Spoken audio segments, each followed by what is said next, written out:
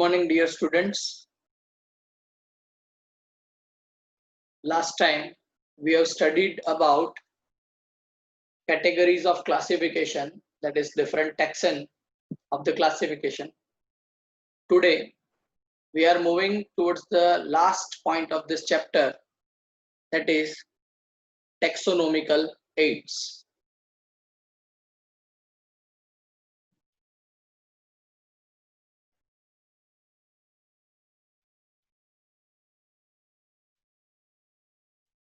Fine. So what do you mean by taxonomical aids first of all?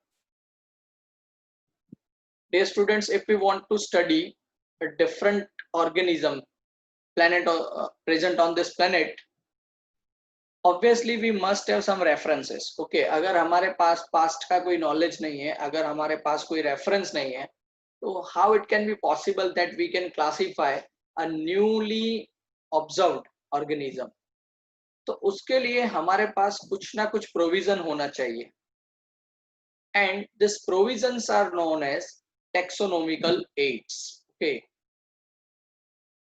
यहाँ पे taxonomical, that means obviously based on the classification criteria, and aids, okay, that means the things which can help us. Okay, तो यहाँ पे आपके सामने slide में you can observe 9 different taxonomical aids. Okay, 9 different taxonomical aids you can observe. You can see number 1 herbarium, number 2 botanical gardens, number 3 zoological parks, 4 museum, 5 key, then 6 flora, 7 manuals, then 8 monograph, and the last and 9th one is catalogs. So one by one we are going to study about all these different taxonomical aids. All these 9 friends, you can say these are the friends of any taxonomist. Okay, मतलब जो ऐसे researchers हैं या ऐसे जो students हैं जो plant या एनिमल क्लासिफिकेशन के ऊपर काम कर रहे हैं, डिफरेंट ऑर्गेनिजम्स को आइडेंटिफाई करने का काम कर रहे हैं, उन सबके लिए ये जो है हर्बेरियम से लेके कैटलॉग तक ये बहुत उनको हेल्प करते हैं. How they are helping and also how they are helping the common man, मतलब जिसको बायोलॉजी का नॉलेज नहीं है, साइंटिफिकली वो पढ़े नहीं है इतना बायोलॉजी, लेकिन फिर भी वो उनको हेल्प कैसे करते हैं उसके बारे में हम इस सेक्शन में देखने वाले हैं. Fine. So the first one, that is herbarium. Okay, so herbarium is a taxonomical aid. You can see over here definition में लिखा है कि herbarium जो है it is a storehouse or you can say repository of plant specimens that are dried, pressed and preserved on sheets and are arranged according to universally accepted classification. तो herbarium के बारे में आपको यहाँ पे ये बताया गया है. तो पहले हर्बेरियम वर्ड को थोड़ा हम अपने हिसाब से स्टडी करेंगे.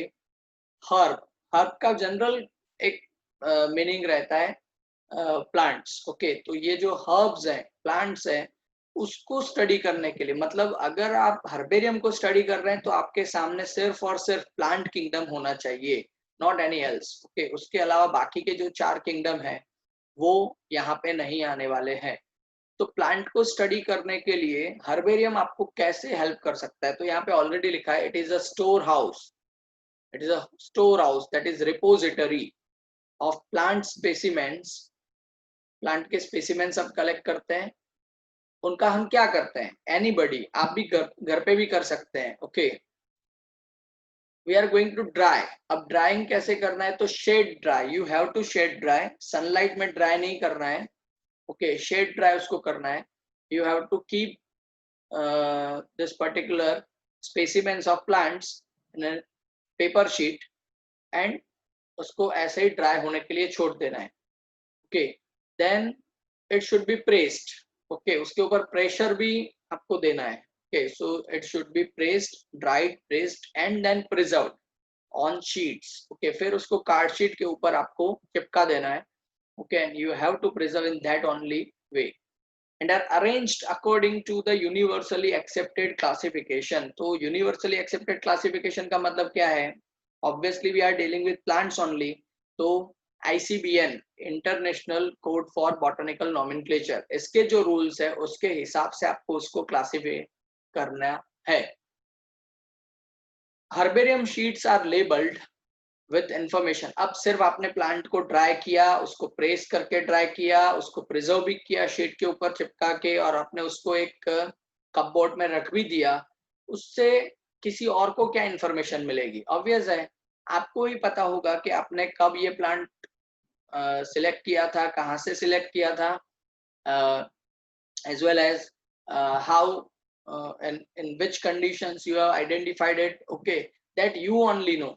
But our thing is you have to make aware people as well as आपके बाद में जो काम करने आने वाले हैं रिसर्चर्स या जो भी और स्टूडेंट्स इन फ्यूचर आने वाले हैं, उन स्टूडेंट्स को कैसे पता चलेगा कि ये कौन सा प्लांट है, कहाँ से कलेक्ट किया था, किसने कलेक्ट किया था, कब कलेक्ट किया था? सो ऑब्वियसली यहाँ पे जैसे लिखा हुआ है, herbarium sheets are labelled with information about date and place of collection. कौन से डेट पे आपने उसको कलेक्ट किया था, कौन सी जगह से कलेक्ट किया था, then English local and botanical names of the plant. English name, उसका कॉमन इंग्लिश नेम जो भी है that you have to mention. उसका लोकल नेम, जहां से आपने कलेक्ट किया है वहां पे उसको किस नाम से आइडेंटिफाई किया जाता है, वो भी आपको वहां पे मेंशन करना है. And obviously the universal name, that is the scientific name और botanical name you can say, that you are supposed to mention on the this particular sheet, as well as the family of the plant. आपने देखा अभी classification में Convolvulaceae family, family of the plant you are supposed to mention, as well as मेहनत आपने की है, you have identified this particular plant, you have collected, okay, तो obviously collector's name also should be written, okay, मतलब किसने collect किया है वो भी यहाँ पे लिखना पड़ेगा. नाउ ये सब लिखने की जरूरत क्या है? जैसे मैंने आपको बताया, suppose you have collected a plant, you have dried, pressed and preserved on the sheet, you have mentioned each and everything, okay, and आपने उसको वहां पे सबमिट भी कर दिया आपके स्कूल में. इन फ्यूचर मुझे अगर जरूरत पड़ती है तो मैं क्या करूंगा, वो कपबोर्ड ओपन करूंगा, वहां से मुझे जो भी प्लांट के बारे में इंफॉर्मेशन चाहिए वो मैं वहां से निकाल के उस शीट को चेक करूंगा, वहां पे आपका नाम भी लिखा हुआ है. So I will try to contact you, okay, आपने किस कंडीशन में कलेक्ट किया, कहाँ पे मिला था, एग्जैक्ट लोकेशन क्या है, भले ही आपने वहां पे मेंशन किया है, then also I can approach you, okay, मतलब एक ये भी बेनिफिट हो सकता है. दूसरा, उसका बॉटनिकल क्लासिफिकेशन पूरा वहां पे आपने मेंशन किया, उसके कैरेक्टर्स वहां पे मेंशन किए, so it will be pretty much easy to understand the things about that particular plant, okay. तो ये जनरेशन टू जनरेशन चलने वाला है, okay. It is just like a museum of the plants, okay, a museum of the plant, आप उसको herbarium को ऐसे भी बता सकते हैं. हर्बेरियम बनाने के लिए एक सबसे इंपॉर्टेंट बात यह है, if you are studying a flowering plant, मतलब अगर आप एंजियोस्पर्म पे काम कर रहे हैं तो फिर आपको उसकी फ्लावर वाली ट्विग को प्रिजर्व करना रहेगा, ओके. ये एक रूल है, okay. Whenever you are studying an angiosperm, means you can say a flowering plant, at that time you are supposed to preserve a flowering twig, okay. The reason is flowering plant में हम जो भी character study करते हैं वो actually उसमें उसके flower के जो पैटर्न्स है, फ्लावर का जो अरेंजमेंट है, ओके, उसके ऊपर भी बहुत सारा डिपेंडेंस रहता है, and that's why flowering twig are being most important. So you can observe here, this is a herbarium sheet of a flowering plant. You can observe over here, यहाँ पे कुछ information लिखी हुई है, right? So the thing is,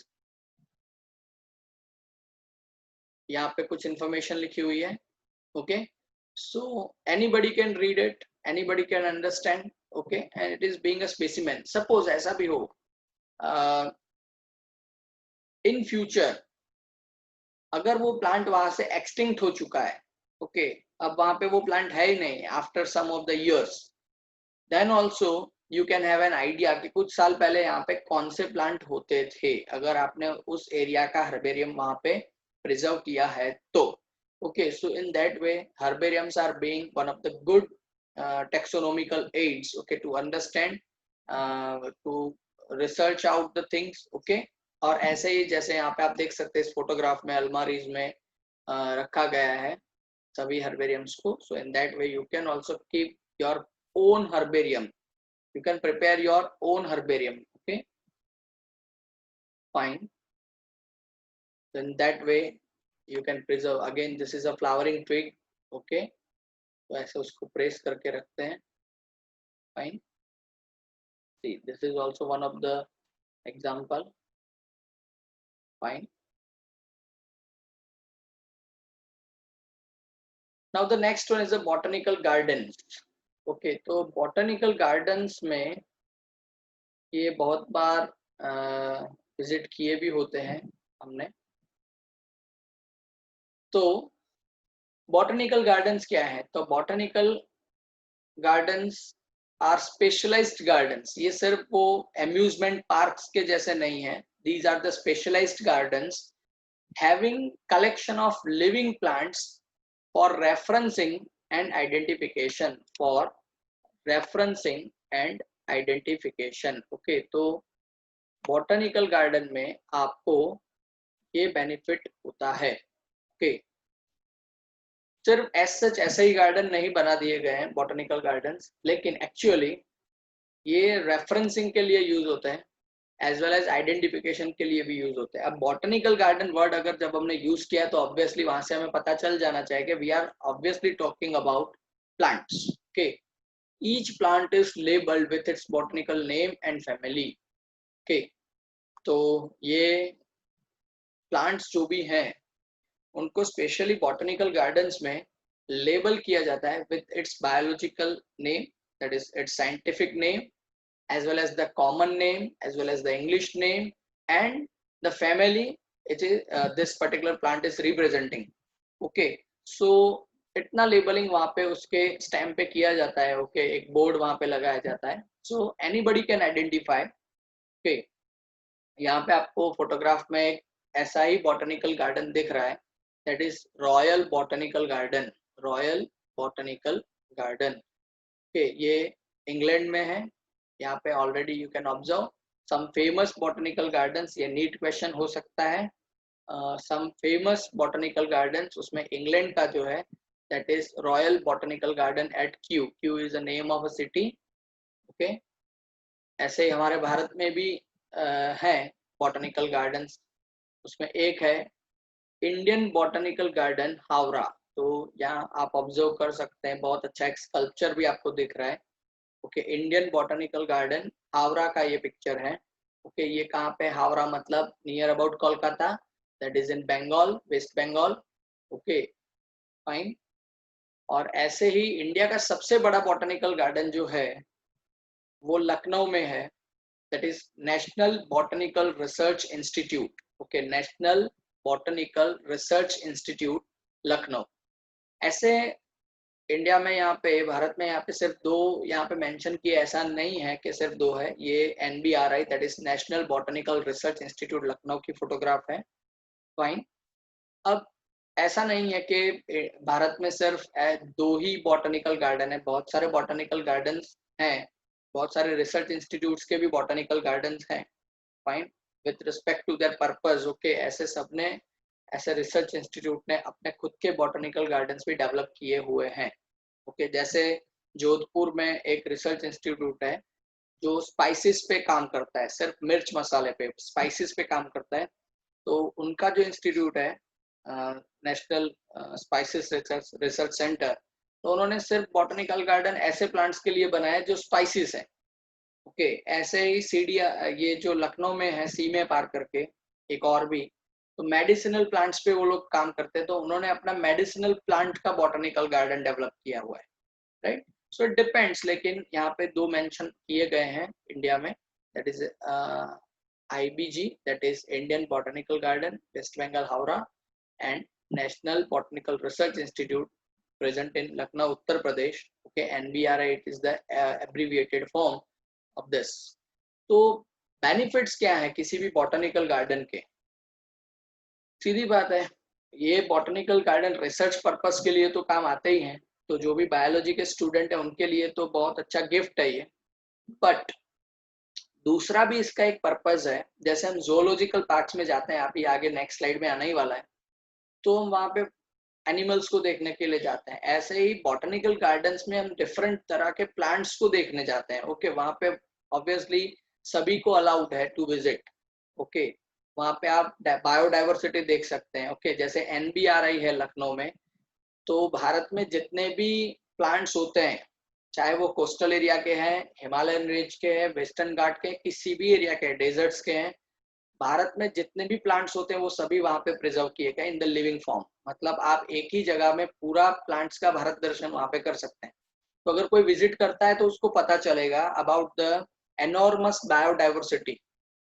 तो nature के साथ उसका रिलेशन बढ़ाने के लिए भी, मतलब to make people about environment and nature and all this things, okay, to conserve the nature, मतलब ऐसे जो रिस्पॉन्सिबिलिटीज है कॉमन मैन की, वो भी यहाँ पे समझाई जाती है। ओके, वो यहाँ से देख के भी वो लोग समझ सकते हैं। So these are the duties of a botanical garden. Okay,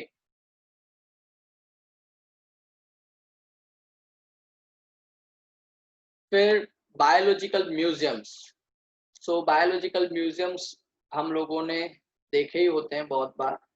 तो बायोलॉजिकल म्यूजियम्स में क्या है? It is a collection of preserved plants and animals, preserved plants and animals for study and referencing. Okay, तो जैसे बॉटनिकल गार्डन अभी हमने observe किया, तो it was a living, okay, वहां पे सभी प्लांट सर्वाइव कर रहे हैं। जैसे जूलॉजिकल पार्क्स के बारे में भी आगे आने वाला है, तो वहां पे भी एनिमल्स सर्वाइव्ड फॉर्म में है, लिविंग फॉर्म में है। लेकिन जैसे हमने हर्बेरियम देखा, प्लांट की ट्विग हमने प्रिजर्व की है, तो ऑब्वियसली वो डेड फॉर्म में है, वो लिविंग फॉर्म में नहीं है। इन द सेम वे यहाँ पे जो है बायोलॉजिकल म्यूजियम्स, बायोलॉजिकल म्यूजियम्स का मतलब क्या है? कोई भी चीज, चाहे वो प्लांट हो, चाहे वो एनिमल हो, लेकिन उसको वहां पे हम डेड फॉर्म में, वहां पे उसको हम डेड फॉर्म में प्रिजर्व करते हैं। Okay, fine.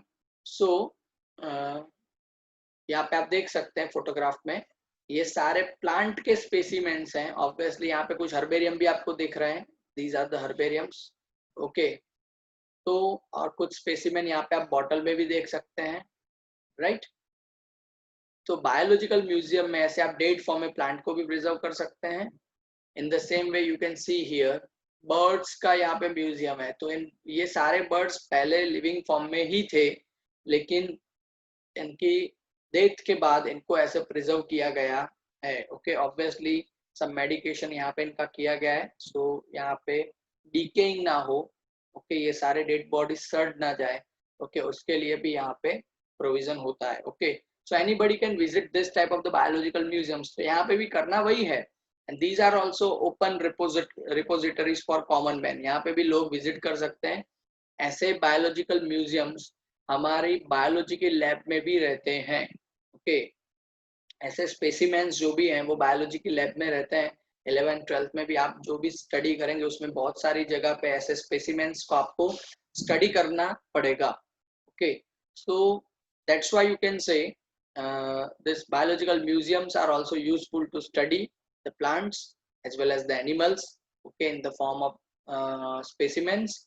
वहाँ पे भी उनका क्लासिफिकेशन बताया गया होता है, as well as their scientific name and common name and English name have been also explained, okay, at the same location. Fine, so anybody can study. Fine.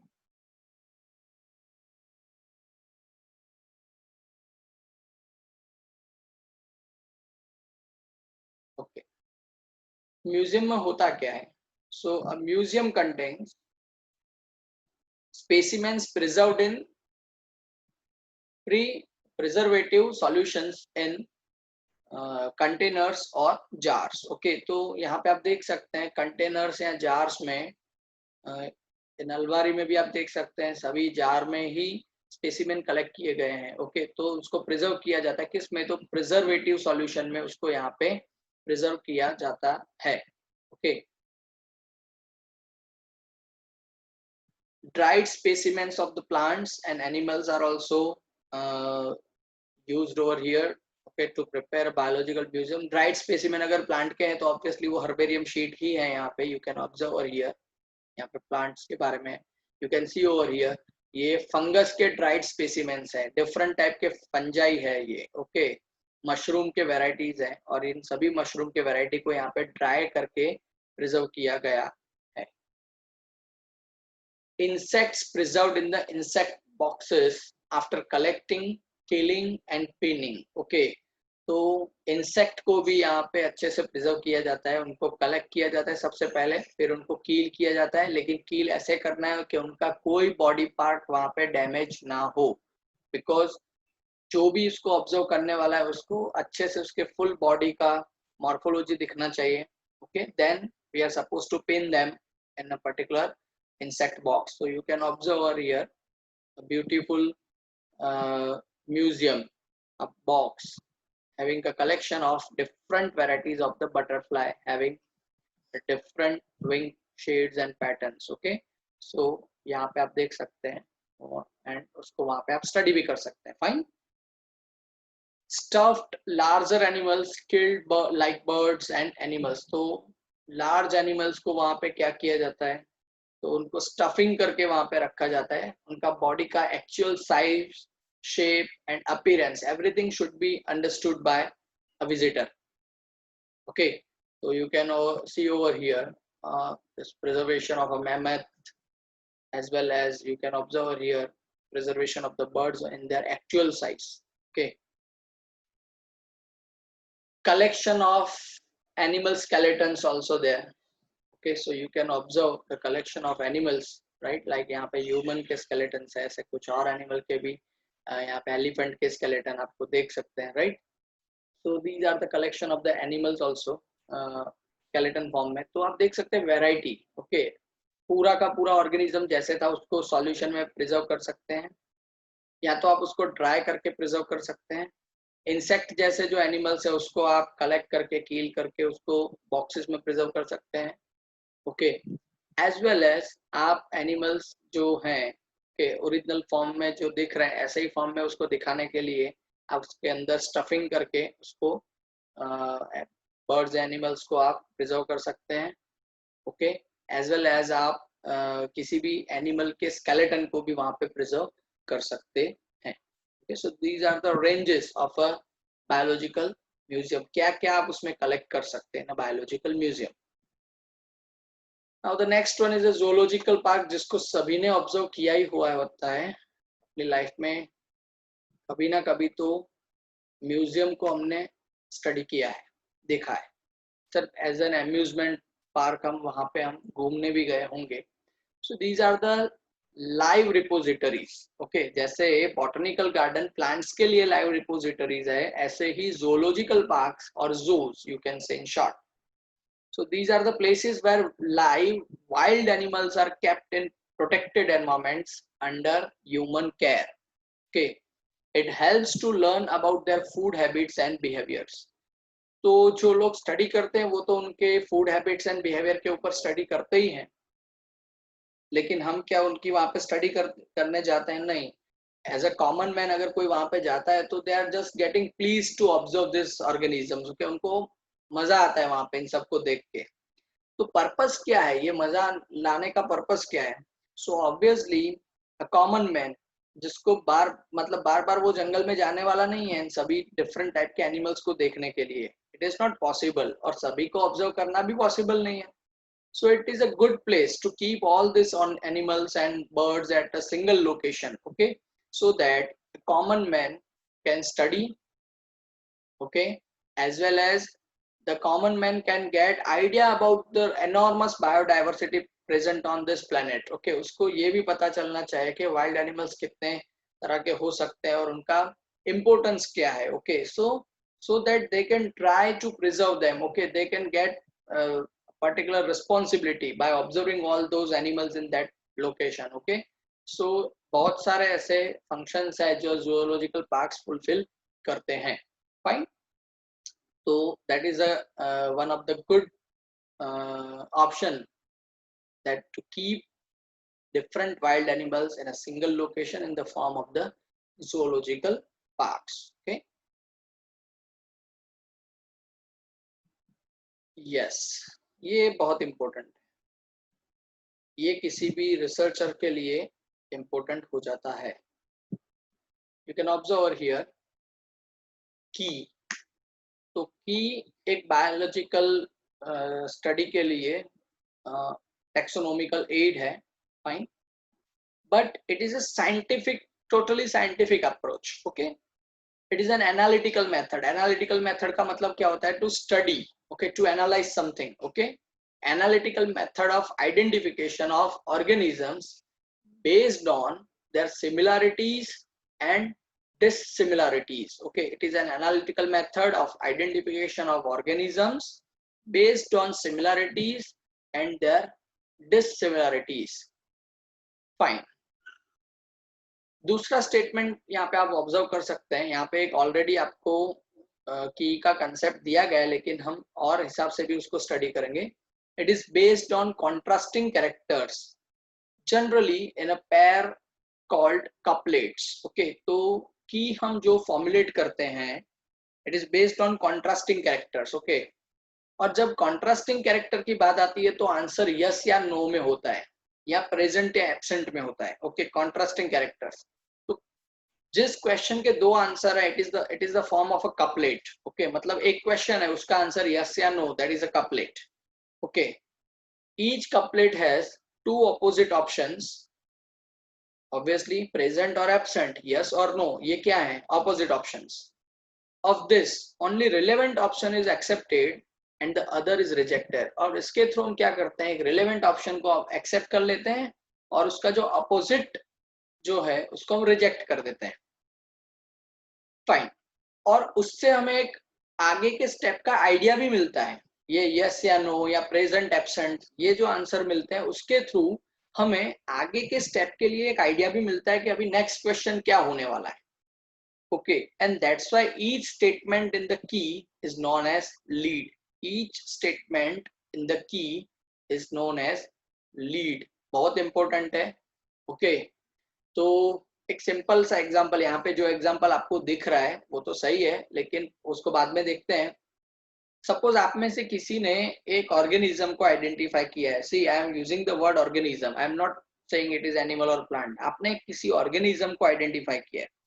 Now how will you say that that particular organism, और वो microscopic नहीं है, आपको naked eye से दिख रहा है, अच्छे से आप उसको ऑब्जर्व कर सकते हैं. Okay, now the question is आपको कैसे पता चलेगा कि ये प्लांट है या एनिमल है? ओके, सो ऑब्वियसली आप पहला क्वेश्चन पूछेंगे, वेदर इट बियर्स क्लोरोफिल और नॉट. पता कैसे चलेगा क्लोरोफिल है या नहीं है? तो क्या उसका ये जो बॉडी पार्ट्स में ग्रीन है? ओके, यस और नो. क्या उसके लीव्स हैं या लीफ के अलावा भी कुछ ग्रीन पार्ट है? ओके, ऐसा आप क्वेश्चन पूछेंगे. ओके, अगर आपको आंसर मिला यस तो ऑब्वियसली इट इज प्लांट. अगर आपको आंसर मिला नो तो obviously it is animal.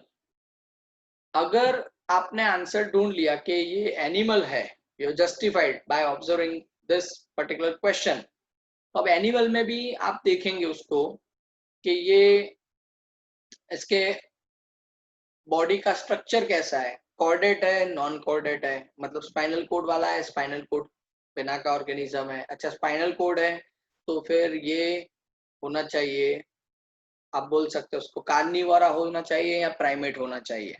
Obviously now ये कार्निवोरी करता है या नहीं करता है, हंटिंग करता है या नहीं करता है?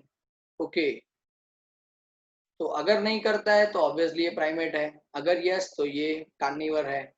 इन दैट वे आप आगे लीड लेते जाएंगे and ultimately you are going to reach a certain point. Okay, and that will be your answer कि ये कौन सा ऑर्गेनिज्म है. तो यहाँ पे आप देख सकते हैं एक कि यहाँ पे आपको दिखा है उसका ब्रांचिंग टाइप कैसा है. जैसे फर्स्ट क्वेश्चन, आपको एक एनिमल मिला है, ये आपको पता चला कि ये एनिमल है, वहां से पता चला. चलो, अब उसकी स्किन कैसी, ड्राई है, यस और नो। अगर नहीं है तो ये सालामंडर है, अगर यस तो दूसरा क्वेश्चन आप लीड लेते हैं, क्या उसके हेयर हैं, यस और नो। अगर नो तो फिर वो लिजार्ड है, अगर यस तो फिर आप दूसरा क्वेश्चन पूछेंगे, और वो जो दूसरा क्वेश्चन रहेगा, क्या इसके ऑपोजेबल थम्स हैं, यस और नो। अगर नो तो वो टाइगर होना चाहिए, या कोई टाइगर के जो जीनस में जो भी और है वो होना चाहिए। अगर यस है तो आप देखेंगे कि ये बायपेडल है, ओके, यस और नो, फाइन। अगर बायपेडल नहीं है तो फिर ये गोरिल्ला है, और अगर बायपेडल है तो फिर ये ह्यूमन है, ओके। ये उसका आंसर हो सकता है, फाइन। तो ऐसे ही आप लीड लेते जाएंगे, and you will be having a particular answer of the organism। मतलब वहां पे आपको पता चल जाएगा कि ये कौन सा ऑर्गेनिज्म है, फाइन। तो ऐसे ही आप बैक्टीरिया के की के बारे में भी ढूंढ सकते हैं। जैसे मैंने आपको पहले बताया था कि ये जो ऑर्गेनिज्म है, okay, not only for plant animal, आप starting from prokaryotes you can identify. तो यहाँ पे पूरा एक ब्रांचिंग दिखाया गया है about the bacterial identification. Starting from gram positive cells है, यस और नो। अगर ग्राम पॉजिटिव बैक्टीरिया है, ओके, तो फिर यहाँ पे बात खत्म हो जाती है। अगर ग्राम पॉजिटिव नहीं है तो नेगेटिव है, तो उसमें क्या ये रोड शेप है, यस और नो। अगर नहीं है तो कोकाई हो सकते हैं, या प्लियोमॉर्फिक हो सकते हैं। अगर रोड शेप के हैं बैक्टीरिया तो क्या ये ऑक्सीजन में सर्वाइव करते हैं या नहीं करते हैं। अगर नहीं तो फिर ये एनारोबिक बैक्टीरिया है। अगर यस तो ये लैक्टोज को फर्मेंट करने वाले बैक्टीरिया है। अगर नो तो फिर ये नॉन लैक्टोज फर्मेंटर्स हैं। अगर यस तो फिर ये क्या साइट्रिक एसिड प्रोड्यूस कर सकते हैं, ओके, उसको यूज कर सकते हैं। अगर नो तो क्या ये गैस प्रोड्यूस करते हैं ग्लूकोज को यूज करके। अगर नो तो आपको अंतिम आंसर इसका मिल गया, दैट मीन्स ये शिगेला नाम का बैक्टीरिया हो सकता है। और अगर ग्लूकोज में से गैस प्रोड्यूस कर सकता है तो ये एशेरेशिया नाम का बैक्टीरिया हो सकता है। लेकिन हमारा दूसरा ब्रांच है, क्या ये साइट्रिक एसिड को यूज कर सकता है। अगर यस तो क्या ये H2S गैस प्रोड्यूस करता है। अगर यस तो फिर ये साल्मोनेला है। अगर नो तो क्या ये एसीटोन प्रोड्यूस करता है। तो उसमें भी हमारे पास दो आंसर है। अगर एसीटोन प्रोड्यूस नहीं करता है तो ये सेट्रोबैक्टर बैक्टीरिया है, और अगर यस तो ये एंटेरोबैक्टर बैक्टीरिया है। आप देख सकते हैं कपलेट में बात चल रही है, okay, yes no yes no yes no. तो की, जैसे ट्रेजर हंट हम खेलते हैं ना, तो ये की एक ट्रेजर हंट ही है। ट्रेजर हंट में हमें लास्ट में ट्रेजर मिलता है, ओके, मतलब खजाना मिलता है पूरा। तो किसी एक ऑर्गेनिज्म को आइडेंटिफाई करना भी एक खजाने से कम नहीं है, ओके। तो जैसे वहां पे लीड होते हैं, आपको चिट रखा जाता है कहीं पे भी, और चिट को आप ढूंढ के फिर सर्च करते हैं कि सर नेक्स्ट लीड कहाँ पे रहे, ओके। तो यहाँ पे भी यस नो ये नए चिट है आपके लिए, नए जो क्वेश्चंस हैं वो आपके लिए लीड है, और उसके यस नो आंसर्स हैं, उसके through ultimately you are going to reach your targeted organism, okay. तो ये की जो है ये एक्चुअली साइंस के स्टूडेंट्स के लिए, और वो भी जो टेक्सोनोमिकल साइंस में काम करते हैं, ओके, उनके लिए बहुत इंपॉर्टेंट हो जाता है। Now next one is a flora. तो आप देख सकते हैं फ्लोरा में it is the actual account of habitat and distribution of the plant species of a given area। अब फ्लोरा एंड फौना ये दो वर्ड हैं। जब हम फ्लोरा की बात करते हैं तो उसमें दो चीजें आती है। नंबर वन, सभी तरह के प्लांट्स फ्लोरा में आ जाते हैं, और दूसरा माइक्रो ऑर्गेनिज्म जितने भी हैं उसको भी हम फ्लोरा ही कहते हैं, माइक्रोबियल फ्लोरा, ओके। और फौना जो है that is totally dealing with animals, flora and fauna. तो यहाँ पे फ्लोरा की बात है, तो फ्लोरा का मतलब यहाँ पे होगा, ओके, फ्लोरा का मतलब यहाँ पे क्या है, तो आप एक पूरा रिटन डॉक्यूमेंट प्रिपेयर कर रहे हैं ओके अबाउट इन चीजों का habitat and distribution of the plant species of a given area. जैसे सिंपल वर्ड में अगर हम फ्लोरा बनाना चाहते हैं तो आपकी सोसाइटी में जितने भी प्लांट होते हैं उन प्लांट का आप एक हर्बेरियम बनाइए। उस हर्बेरियम के जितने भी डिटेलिंग है उसके फोटोग्राफ लीजिए और सभी प्लांट्स के बारे में आप डिस्क्रिप्शन दीजिए और उसका प्रिंट आउट निकालिए, अच्छे से उसका कवर बनाइए, तो आप लिख सकते हैं flora of so and so society. इतना सिंपल है ये। ओके, तो बेनिफिट क्या होगा, because flora is in written form, it is a detailed account. इसमें हर्बेरियम शीट में एक लिमिटेशन आ जाती है, आप लिमिटेड चीजें लिख सकते हैं वहां पे, डिटेल नहीं कर सकते हैं। लेकिन अगर उन्हीं चीजों को अच्छे से फोटोग्राफ्स के साथ, एक्चुअल फोटोग्राफ्स के साथ अगर आपने एक्सप्लेन किया सभी चीजें, वो प्लांट का कॉमन नेम क्या है, इंग्लिश नेम क्या है, एज वेल एज उसका मॉर्फोलॉजी क्या है, एनाटॉमी क्या है, कौन से डिवीजन का प्लांट है, everything you are going to write. Okay, and then you are printing a book, publishing a book, तो पता चल जाएगा कि आपके सोसाइटी का फ्लोरा क्या है। सो ये एक छोटा सा स्टडी हो सकता है, लेकिन फ्लोरा कितने बड़े हो सकते हैं, you can C flora of पान हिमालय, पान हिमालयन रीजन, पूरा हिमालयन रीजन जो है उसकी फ्लोरा। ओके, ऐसे you can see over here fungus flora of tropical Africa. Tropical Africa में जितने भी फंगस होते हैं उन सभी का ये फ्लोरा है। मैंने बोला ना माइक्रो ऑर्गेनिज्म के लिए भी हम फ्लोरा वर्ड यूज करते हैं, तो फंजा इज अ माइक्रो ऑर्गेनिज्म, तो यहाँ पे हम फ्लोरा वर्ड यूज करने वाले हैं। फाइन, ओके, तो ये प्लांट्स के लिए ही है flora. Then मैन्युअल्स।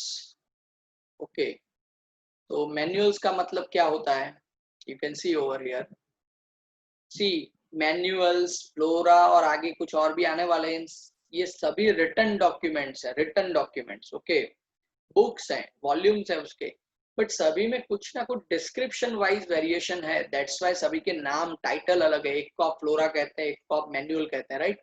So manuals are the record that contains information for identification of names and species found in an area। Manual में क्या रहेगा, it is just keeping a record। Okay, उसमें क्या है information, identification of the names of species, पूरा detailing वहां पे नहीं है। ओके, आइडेंटिफिकेशन करने के लिए जो भी इंफॉर्मेशन चाहिए वो मैन्युअल में आपको मिलेगा। जैसे आपको एक प्लांट मिला, ये कौन सा प्लांट है, तो obviously you have to match it with the reference, ऐसे ही तो आप एज सच नाम देने वाले नहीं है।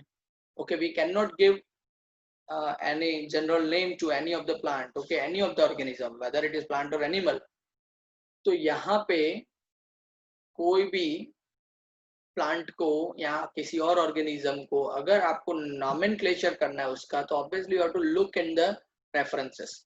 तो यहाँ पे manual of the harmful marine microalgae, ये एक मैन्युअल है। ओके, मराइन मतलब मराइन में होने वाले, सी वाटर में होने वाली जो माइक्रो आल्गी है, स्मॉल साइज आल्गी जिसको हम माइक्रोस्कोप में ऑब्जर्व कर सकते हैं, ऐसी, लेकिन कौन सी, हार्मफुल, जो डेंजरस है, ऐसी हार्मफुल मराइन माइक्रो आल्गी का मैन्युअल। ओके, मतलब उसमें आप उसके आइडेंटिफिकेशन के क्राइटेरिया पढ़ने वाले हैं। यू कैन ऑब्जर्व, अच्छा इनका मॉर्फोलॉजी ऐसा है, ऐसे रिप्रोडक्शन करता है, ओके, ऐसे गैमेट्स उसमें होते हैं, everything you are going to look at, right. And then आपको जो मिला है स्पेसिमेन, आप उसका classification on the basis of that आप कर सकते हैं। Fine, then monographs.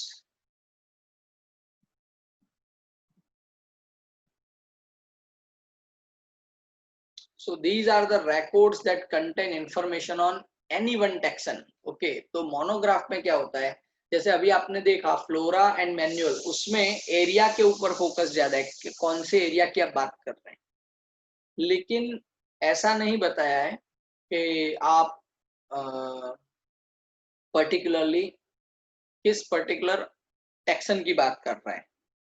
ओके, जैसे फ्लोरा ऑफ पान हिमालय, ओके, फ्लोरा ऑफ पान हिमालय का मतलब क्या है? वहां पे जितने भी प्लांट्स हो रहे हैं उनके बारे में बात, मतलब पूरा का पूरा प्लांट किंगडम आ गया। Marine micro algae, okay, fungi, सभी फंजाई, पूरे के पूरे किंगडम की हम बात कर रहे हैं, राइट। सीवीड्स, ओके, तो इसको आप मोनोग्राफ बोल सकते हैं। क्यों? तो मोनोग्राफ में इंपॉर्टेंस किसके ऊपर दिया गया है? तो मोनोग्राफ में इंपॉर्टेंस दिया गया है टेक्सन पे। You can see over here, taxon मतलब क्लासिफिकेशन की कैटेगरी, उसके ऊपर फोकस ज्यादा है, right. So that's why it is being important. जैसे अभी मैंने जो आपको एग्जांपल बताया, you have studied each and every plant of your society, each and every plant, लेकिन उसके अंदर हम थोड़ा एक ऐड करते हैं, dicotyledon plants present in your society. तो ये डाइकोटिलीडोन एक टेक्सन आपने मेंशन कर दिया है, डिवीजन आपने एक मेंशन कर दिया है, so that is focusing on a particular division taxon, okay, that's why. Okay, आप ऐसा भी कर सकते हैं, सोलेनेसी फैमिली के plant in my society, okay, the plants representing Solanaceae family in my society, in my area. तो आपने family उसके ऊपर फोकस किया है, तो टेक्सन इंपॉर्टेंट हो रहा है, एरिया फिर बाद में सेकंड ऑप्शन पे रहता है, right. So generally monographs are based on the information of a particular any one taxon, okay, एक लेवल की हम बात करने वाले हैं। And the next one, that is catalogue, fine. तो it is the alphabetical list of a species, catalogue. तो ये हमें पता है कैटलॉग का क्या मीनिंग होता है, कि अगर हम मार्केट में कुछ चीज लेने जाते हैं, suppose we are going to purchase a electronic good, तो वहां पे हम शॉपकीपर को बोलते हैं कि just provide us the list, हम रेंज देखते हैं उसमें पूरा। ऐसे जब हम होटल में जाते हैं तो वहां पे भी हम पूरा मेनू पढ़ते हैं, राइट। तो वहां पे लेकिन कैटलॉग में ये है कि it should be mention into the alphabetical order, okay. तो अल्फाबेटिकल ऑर्डर में सभी स्पीसीज के बारे में मेंशन किया गया होता है, लेकिन कहाँ की? पूरे वर्ल्ड की, पूरे कंट्री की? No, it depends on the region, okay, as well as it also depends on the category, that is the taxon, okay. तो कैटलॉग आप किसी भी हिसाब से बना सकते हैं, राइट।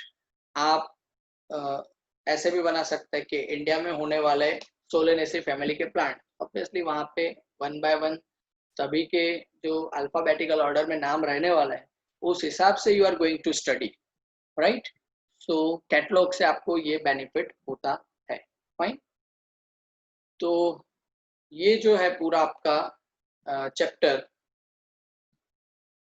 नंबर 1 यहाँ पे एंड अप हो रहा है, fine. Almost we have focused in detail with each and every portion of the chapter, starting with the information regarding classifications and all that, characteristics of the organism, characteristics to be considered as living entity. Second, classification के बारे में आपने देखा, okay, that is up to binomial nomenclature. Then in last lecture we have gone through the taxon, okay, hierarchy of the classification. Or at the end of the chapter we have studied, means today we have studied about different taxonomical aids, मतलब ऐसे provisions जो हमें classification में help करते हैं, fine। तो यहाँ पे हमारा ये chapter end up हो रहा है, fine। I hope you have gone through it very well, आपको अच्छे से समझ भी आया होगा। If you have any query regarding this particular chapter, okay, you can post any query, question, okay. One more thing I would like to say over here, chapter is getting over, okay. Wherever I thought that this particular portion or this particular statement or topic is very much important with respect to NEET, because obviously we are going to focus on NEET, okay, I've said that.